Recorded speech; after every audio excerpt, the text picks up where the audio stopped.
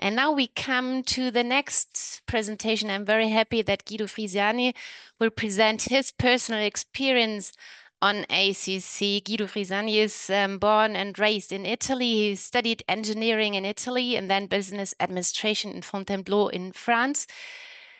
He's happily married to Monica for now 33 years, empty nested as the kids married last year and this year. Professionally, a consultant with McKinsey & Co. since 1995, and he has been diagnosed with ACC in 2022, underwent surgery, and has afterwards been receiving mitotane. So please, Guido. Yes. Can you hear me? Wonderful. So you said all of this here. This is who I am. Maybe the last point to add is before all this journey started, I insofar as work allowed, I led a rather active and sportive life. And then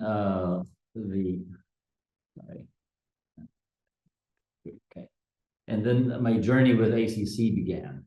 So a routine checkup, in my case, an ultrasound, because I was in the minority of non-secreting. I had no symptoms whatsoever. A routine checkup diagnosed a tumor that was over 9 centimeters, which was then surgically removed. This is 3 years ago, May 2022, with a Ki-67 of 12%, complete resection, but the tumor burst during the final stage of surgery, which is obviously not welcome news. I started on mitotane as soon as I fundamentally recovered from surgery, and I have been on mitotane ever since, so for a bit over 3 years. I did have a small and localized recurrence detected with the periodic CT scan in November of 2024. This was minuscule, I think 4 millimeters, if I remember correctly, quickly removed with no surgery, but rather with cryoablation, which fundamentally means they stick a needle in your back and freeze the damn thing to death. A rather,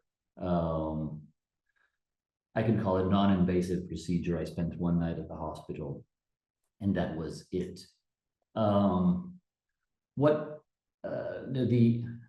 The diagnosis came, of course, as a horrible shock, because lack of symptoms also meant that I was completely unprepared. When I was told that I had a 9 centimeter tumor, I couldn't believe it. I told the doctors, you must have messed the records with someone else, because I'm feeling perfectly fine.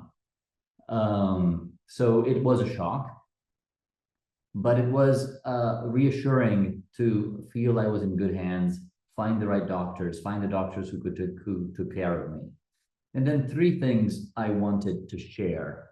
One is, as Barbara just described, mitotane does come with unpleasant side effects. In my case, it's mostly diarrhea, some fatigue, and I don't really experience dizziness, but I experience a loss of sense of depth.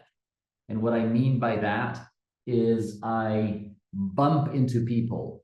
What are you doing so far to the right? I thought you were more to the left. Or I hit the door as I am walking through, I hit the side of the wall as I'm walking through a door.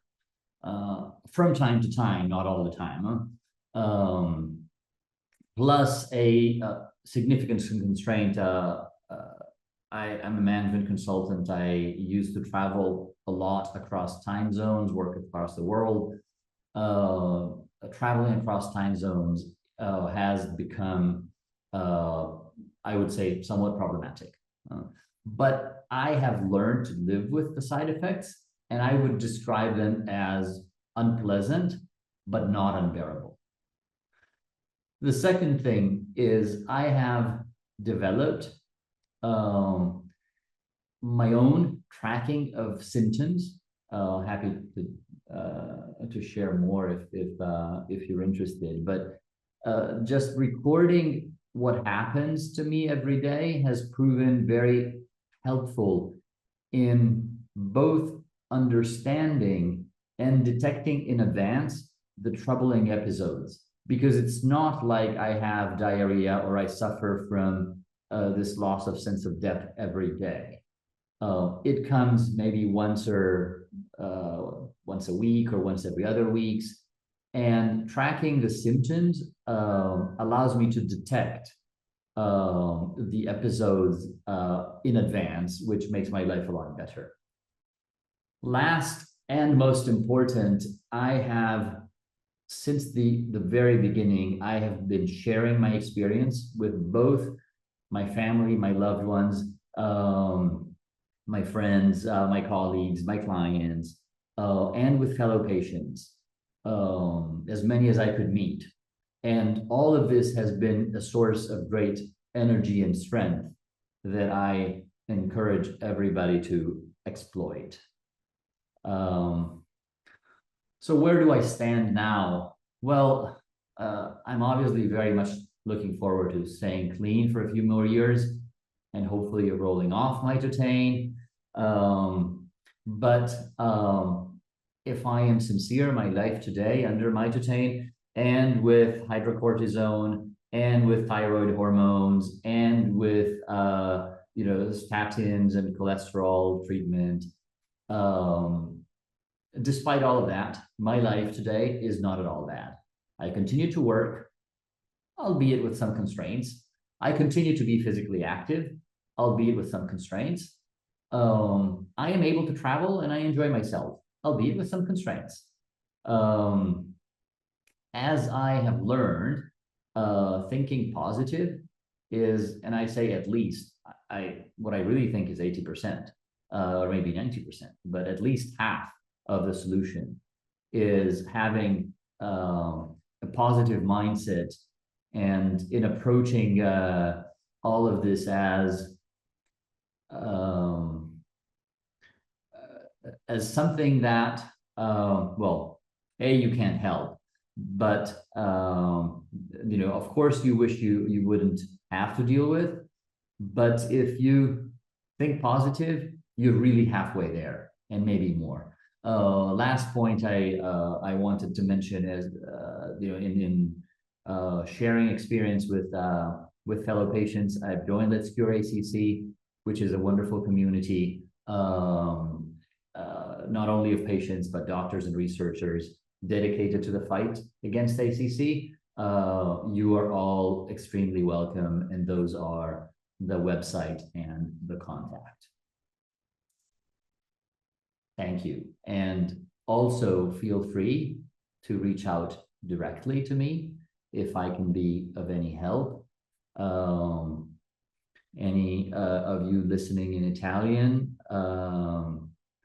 I am happy to share whatever, raccontarvi tutto quello che mi è successo e che mi sta capitando. Non fatevi nessun problema, cellulare, mail, whatever can be of help. I am happy to give back. I feel I have benefited a lot, and I am delighted to give back. Thank you.